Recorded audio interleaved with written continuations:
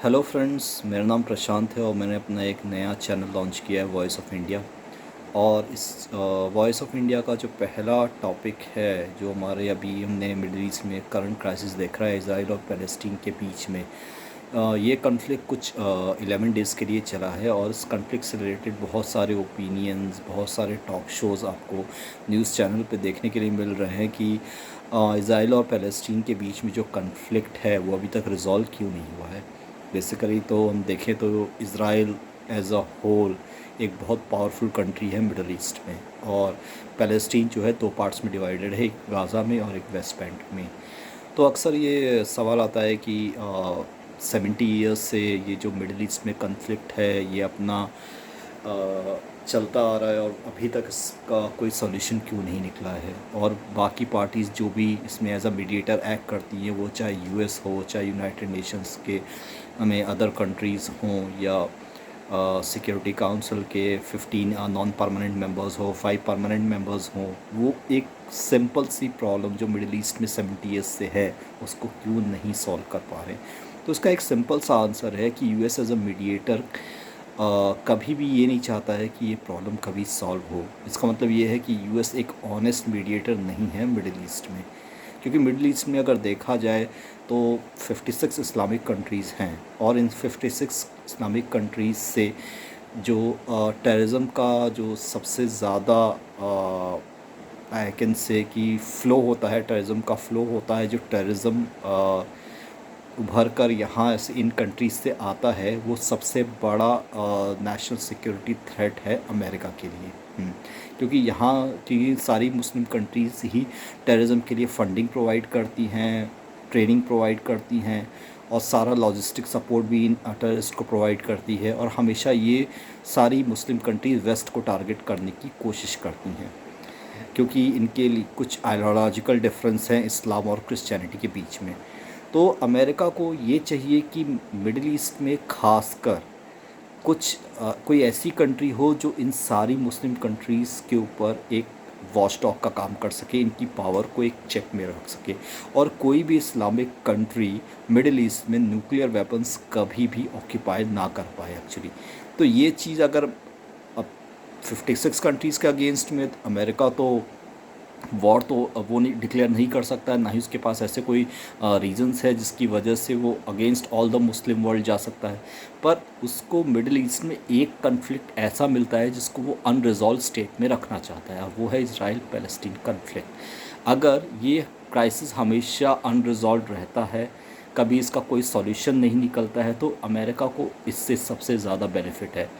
क्यों? क्योंकि America Israel को सबसे ज़्यादा एडवांस्ड वेपन्स प्रोवाइड करता है। हर साल उसको $3 बिलियन इन मिलिट्री एड वो फ्री ऑफ कॉस्ट देता है, जिसमें वो कोई एज अ लोन नहीं, as a assistance provide, as a military aid assistance provide करता है इज़राइल को वो।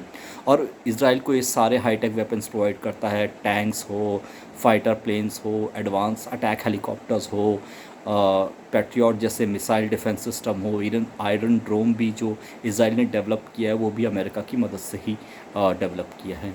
तो लास्ट कुछ साल पहले सीरिया में केस हुआ था, जहाँ पे सीरिया ने न्यूक्लियर वेपन्स बनाने की कोशिश की थी with the help of north Korea. और हुआ ये कि ये उन्होंने कुछ ऐसे मेथड्स यूज़ किए कम्युनिकेशन के जो ट्रैक नहीं हो पा रहे थे, but somehow Israelis were able to track some kind of intelligence based on the current fact कि सीरिया एक न्यूक्लियर वेपन्स को एक्वायर करने की कोशिश कर रहा है with the help of north Korea. और उसके लिए उन्होंने एक ऑपरेशन भी लॉन्च किया था, जिसमें उन्होंने सीरिया के एक न्यूक्लियर साइट को बॉम्ब करके उड़ा दिया था, मेरे ख्याल से मैं ये कहूँगा, या फिर ये कहूँगा कि उस फैसिलिटी को इन्होंने कम्प्लीटली डिस्ट्रॉय कर दिया था by means of fighter planes actually. तो और ये चाहें तो इस पे बहुत सारे वीडियोस हैं, आप चाहें तो यूट्यूब पे चेक कर सकते हैं। अगर इज़राइल ये नहीं करता तो शायद इज़राइल के नेक्स्ट डोर नेबर सीरिया के पास अभी न्यूक्लियर वेपन्स होते, और वो इज़राइल के साथ साथ अमेरिका के लिए एक नेशनल थ्रेट होता। तो ये एक बिगेस्ट एग्जांपल है जो हम देख सकते हैं, जो इज़राइल ने सीरिया को न्यूक्लियर वेपन्स एक्वायर करने से रोका, क्योंकि काउंटर इंटेलिजेंस और इंटेलिजेंस के मामले में सीरिया इज़राइल से बेहतर कोई नहीं है। और मोसाद का पर्टिकुलर हमने जो देखा है, उनकी एफिशिएंसी देखी है, और वो कितने केपेबल हैं दिस इससे ये सारी जानकारियाँ हमें यूट्यूब पे मिल सकती हैं।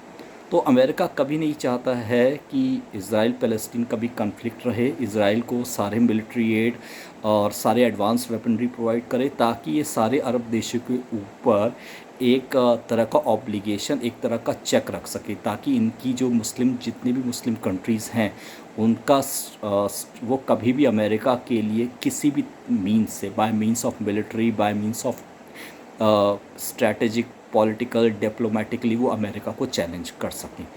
और इज़राइल का एक ये भी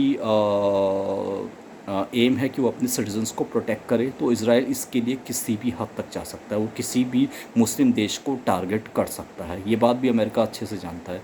तो अमेरिका हमेशा यही कोशिश करता है कि इज़राइल को हमेशा वो एंगेज करके रखे इन मुस्लिम कंट्रीज़ के साथ में, और जब वो एंगेज करके रखे तो उसका ये ऑब्जेक्टिव इंश्योर हो कि जितनी भी मुस्लिम कंट्रीज़ हैं, इनकी स्ट्रेंथ, इनकी पावर एक लेवल तक सीमित रहे, उससे ज़्यादा ना बढ़े, ताकि कल को वो अमेरिका को एक सीरियस नेशनल थ्रेट ना प्रोवाइड कर सकें, और सीरियस नेशनल थ्रेट अमेरिका के लिए ना बन जाए। इससे जुड़े अगर आपके कोई सवाल हो तो मुझे आप चाहें तो कमेंट बॉक्स में लिख सकते हैं। I will be happy to answer. Thank you.